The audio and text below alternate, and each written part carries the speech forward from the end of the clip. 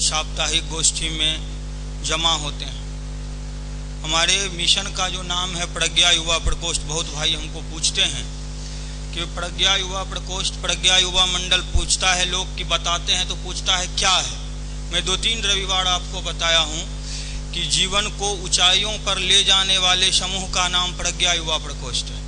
आप उनको बताइए, जो लोग आपसे पूछें उनको बताइए कि हमारा जीवन कैसे ऊंचाइयों पर पहुंच जाए। उस समूह का नाम प्रज्ञा युवा मंडल है, प्रज्ञा युवा प्रकोष्ठ पटना है। आप लोग जरूर से जरूर आइए। भाइयों, कहा ऐसा जाता है, रामकृष्ण परमहंस देव कहते हैं कि ईश्वर चुंबक है, चुंबक। ठीक है, वो चुंबक नहीं लिख करके चंबुक लिखे हुए हैं बंगाली में। उनको चूंकि वो बहुत बड़े ज्ञाता नहीं थे, जैसी उनकी वाणी निकलती थी वो उसी तरह बोलते थे। रामकृष्ण वचनामृत में लिखा हुआ है कि ईश्वर जो है वो चुंबक है और हम लोग क्या हैं, हम लोग लोहा हैं, लेकिन उस लोहा पे बहुत सारे, अभी भाई साहब बता रहे थे, उस लोहा पे बहुत सारे धूल कण जमा हो गए हैं। अब जब वो धूल कण जमा हो गए हैं तो उस आयरन के प्रॉपर्टी को वो खत्म कर दिया है। ठीक है, लोहा है हम लोगों का स्वभाव है कि अगर चुंबक आएगा हम लोग उसके तरफ खिसक जाएंगे, ये स्वभाव है। लेकिन ये स्वभाव जो है मेरा नेचुरल है, ये नेचुरल स्वभाव मेरा खत्म हो गया है, ये नेचर खत्म हो गया है, क्योंकि हमारे भीतर बाहर का जितना सारा वो धूल कण वगैरह है वो आ गया है और हमारे गुण को, जो नेचुरल गुण था जिसके तरफ हमें ऑटोमेटिक बढ़ना चाहिए था, ठीक है, उधर से हम विमुख होते जा रहे हैं। परिणाम क्या हो रहा है भाइयों कि हमारे जीवन में बहुत सारे कष्ट कठिनाइयाँ आ रहे हैं। हर आदमी खूब परेशान है, वो दिखता नहीं है। जो जिस स्तर में है, जो जिस लेवल में है, वो उसी लेवल में परेशान है। हम लोगों को अभी नौकरी अच्छी नहीं है तो हम परेशान हैं कि साहब हमें अच्छी नौकरी मिल जाती। फिर किसी को अच्छी नौकरी मिल गई है तो वो परेशान है, अपने नौकरी में खूब ज़्यादा परेशान है, उतना ही डिप्रेस्ड है जितना कि हम अभी डिप्रेस्ड हैं। उसको भी कभी कभी सुसाइड कर लेने का मन कर रहा है, इतना वो डिप्रेस्ड है कि साहब। ठीक है, और जो हम लोग जिस अवस्था में हैं अभी हम लोग भी पूरा डिप्रेस्ड हैं कि साहब कहीं कुछ दिखाई नहीं पड़ रहा है, कहीं कुछ मिल नहीं पा रहा है।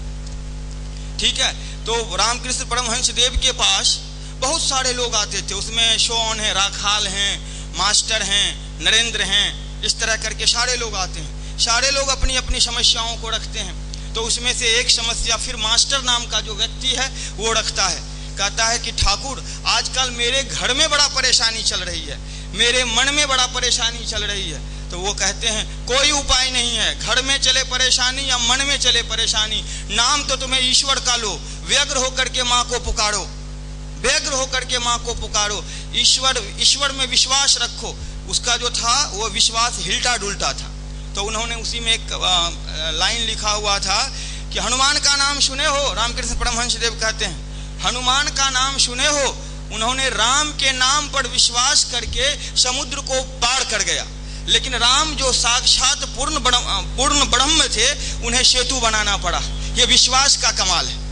तो तुम विश्वास नहीं करते हो, तुम तो 6-5 में रहते हो, शक्तिपीठ जाएंगे तो मिलेगा कि नहीं मिलेगा, वो सही भी है कि झूठ भी है, ऐसे 6-5 में। फिर उधर चले गए तो उधर ब्रह्म समाज में नरेंद्र वगैरह चले जाते थे। लो, कभी तुम मेरे पास आते हो, कभी ब्रह्म समाज में चले आते हो, तुम्हारी एक निष्ठता नहीं है। एक और उदाहरण दिए कि एक आदमी को समुद्र पार करना था, रामकृष्ण परमहंस देव कह रहे हैं, मैं बता रहा हूँ भाइयों कि विश्वास की शक्ति। आप यहाँ आते हैं और अगर पूरा विश्वास के साथ यहाँ जमे रहेंगे तो फिर देखिए कितना परिवर्तन होता है। रामकृष्ण वो विभीषण जो है, एक आदमी आया, कहा मुझे समुद्र पार करना है। उन्होंने कुछ का पत्ता ले लिया, उसमें कुछ लिख दिया और उसके गांठ में बांध दिया, कहा हाथ में रखो और आंख बंद करके समुद्र पे चलते चला जाना। लेकिन ध्यान रखना, जैसे ही तुम्हें अविश्वास होगा कि तुम डूब जाओगे। ठीक है, वो आदमी उसको बांधा गट्ठर में और आराम से समुद्र पे पैदल चलना शुरू कर दिया। जब वो आधी दूर पहुंचता है तो वो कहता है ऐसी क्या बात इसमें उसने लिख दिया है साहब, जो कि हम मजे मजे में जा रहे हैं। ठीक है, वो गठरी खोला और गठरी खोलने के बाद देखता है उस पत्ता में सिर्फ राम नाम लिखा हुआ है, राम लिखा हुआ।